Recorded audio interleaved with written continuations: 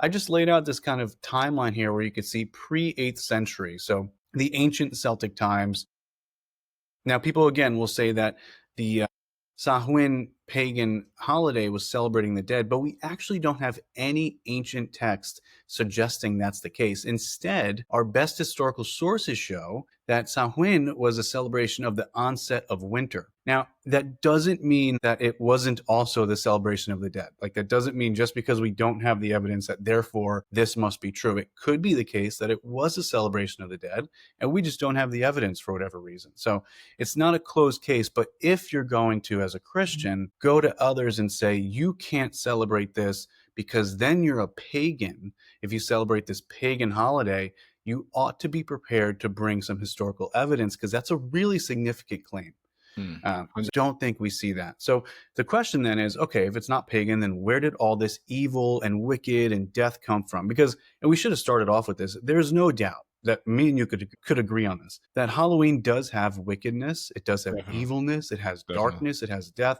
That is for sure observable. But where did that come from is the question. In the 8th century, Pope Gregory established All Saints' Day, and it was essentially to celebrate or honor the dead saints in heaven. But it wasn't just he arbitrarily selected November 1st, because that would be a little weird. All Saints' Day was being celebrated already by various Christian churches throughout Europe on different days, like May 20th and April, and the German and the French and the English churches celebrated on November 1st. So Pope Gregory just established it as November 1st. So that's celebrating the dead saints in heaven. Then on November 2nd, a bit later, All Souls Day was established, and that by the Roman Catholic Church, and that's to pray for the souls in purgatory. And the French churches would dress up as dead people to remind people of the reality that we are indeed mortals. So we see already up at this point, we see All Saints Day, which is celebrating and honoring the dead saints in heaven. And we have All Souls Day,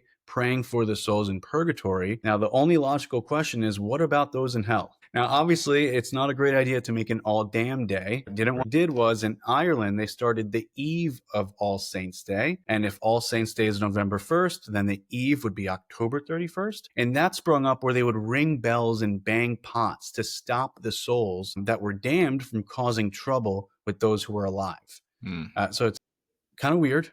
Yeah, we could admit that, but at least it relates to those in hell in some capacity. So then later on, Guy Fawkes Day in November 5th is established, and this is Guy. It seems random, but it is relevant, and I promise you. So stick with me. Okay. Guy is someone who led a failed Catholic plot to blow up the English Parliament, and in remembrance of this, the Englishmen would dress up and pull pranks on November 5th each year. So that's kind of like the English tradition around this time. It's important to keep note of. Okay. So then you have all these things going on, right? You have all these different traditions happening around the same time. And then you have the founding of America. So you have all these separate European traditions, Christian traditions, coming together into one mixed bag we call America. And that's where things get a little weird.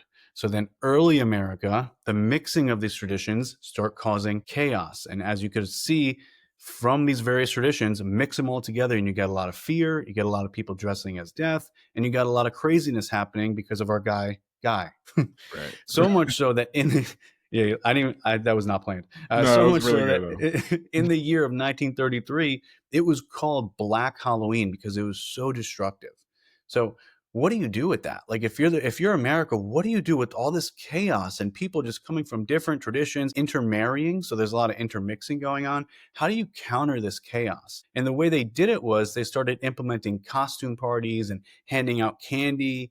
It was being promoted on Halloween, and this led to trick or treating, which we know of today. And the idea was, instead of pulling tricks, referencing our guy, grab a treat, candy. So eventually, that's where that came from. But eventually it got overly commercialized. And that's how we see it today with candy sales blowing up. So these companies took advantage. They saw, you guys are going to give treats. You guys are going to do all these things.